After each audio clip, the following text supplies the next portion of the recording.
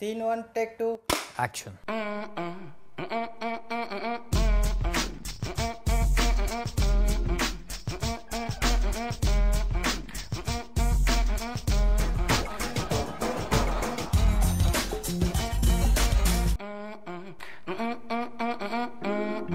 Welcome दोस्तों, स्वागत है आप सबका on the zoom review show. मैं हूं आपका फिल्म बडी ओमर कुरैशी। फिल्मों की रंगीन दुनिया से मैं आपका परिचय करवाता हूं by bringing you new film reviews from Bollywood and Hollywood. तो वॉल्यूम बढ़ाइए और सीट बेल्ट फास्टन कीजिए क्योंकि I am taking you on a joy ride only on today's the zoom review show.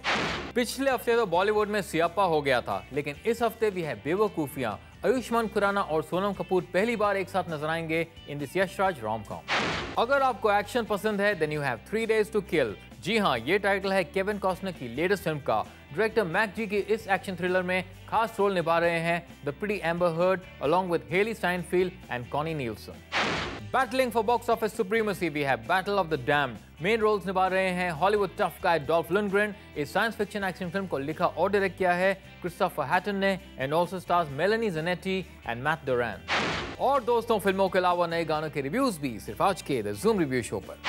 बेवकूफिया को डायरेक्ट किया है नूपुर आस्थाना ने। स्पर्म डोनेशन और नौटंकी करने वाले आयुष्मान खुराना नजर आएंगे सावरिया सोनम कपूर के साथ इन दिस रोम कॉम। तो क्या बेवकूफियां बॉक्स ऑफिस पर बेवकूफियां कर बैठेगी या बड़े स्मार्टनेस के साथ ऑडियंस का दिल जीत लेगी? अब ये तो पता चलेगा मेरे रिव्यू में, तो आइए देखते हैं।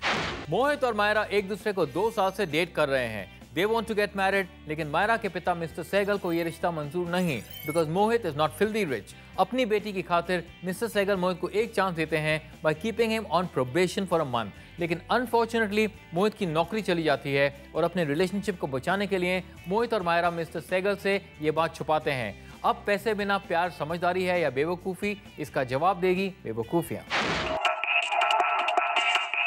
डिम्पल हीरो आयुष्मान खुराना नजर आएंगे as Mohit Chadda. He plays a cool and confident marketing assistant, लेकिन his character seems like an urbanized version of his role in Vicky Donor। Ayushman की एक्टिंग डिसेंट है।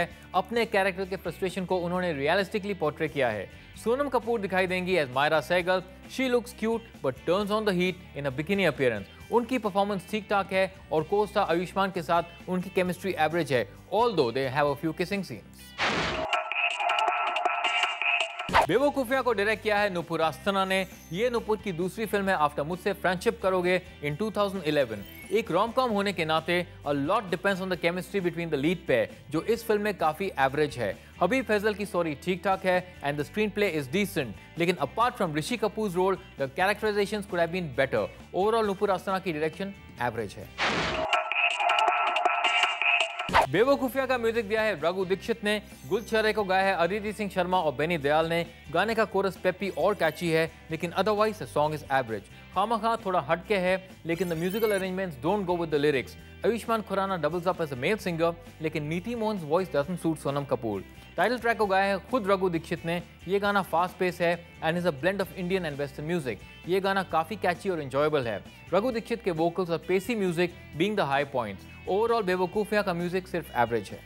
दोस्तों, that was my review of Bewakoofiyaan, लेकिन मेरा वर्डिक्ट अभी बाकी है। कहीं मत जाइए, मैं अभी हाजिर होता हूं with the verdict of Bewakoofiyaan and the reviews of 3 days to kill and battle of the damped.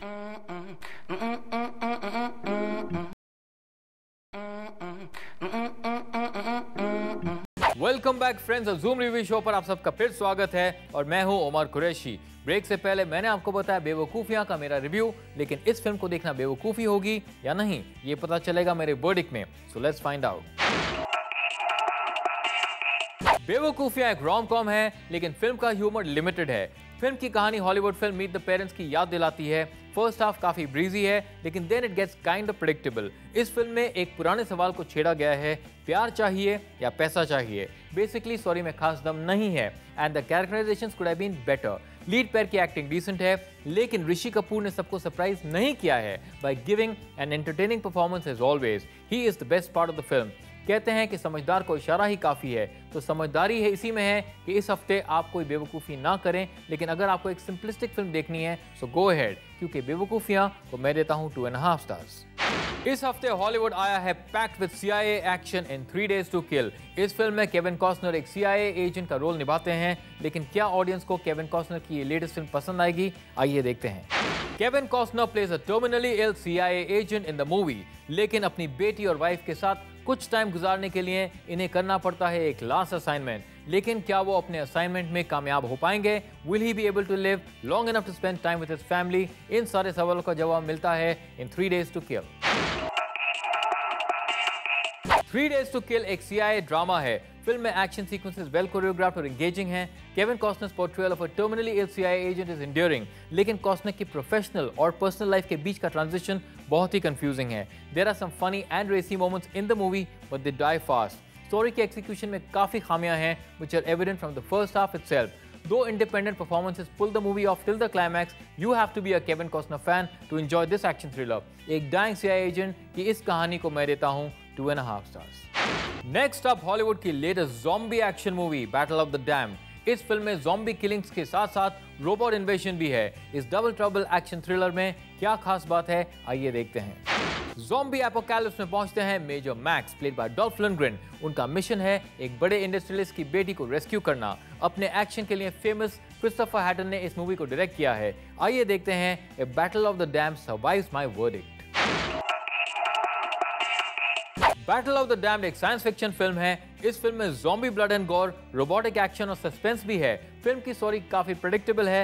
Action sequences, characters की केमिस्ट्री, यहाँ तक कि नेगेटिव कैरेक्टर्स में भी कुछ नयापन नहीं है। ऑल इन ऑल, अगर आप उन गिने चुने लोगों में से हैं जिन्हें नो ब्रेनर एक्शन फिल्म पसंद है, then this is the film for you. But I will be damned if I wholeheartedly recommended this film to you. Battle of the damned को मैं देता हूँ 2 stars। दोस्तों, ये थे मेरे रिव्यूज, लेकिन ऑडियंस क्या कहती है नई फिल्मों के बारे में, हम फाइंड आउट करते हैं। तो ये रहा पब्लिक ओपिनियन। ठीक ठाक थी, ज्यादा अच्छी नहीं लगी। It's nice. It's an unusual chemistry, but it's good. Story was good, unusual story. Pairing was unusual. I would like to give it 3.5 stars. आपने मेरे रिव्यूज देखे और ऑडियंस ने भी अपना वर्डिक्ट दे दिया, लेकिन दोस्तों हमारा शो अभी बाकी है। कहीं मत जाइए, क्योंकि I'll be right back with exciting music reviews from forthcoming films, लेकिन एक छोटे से ब्रेक के बाद।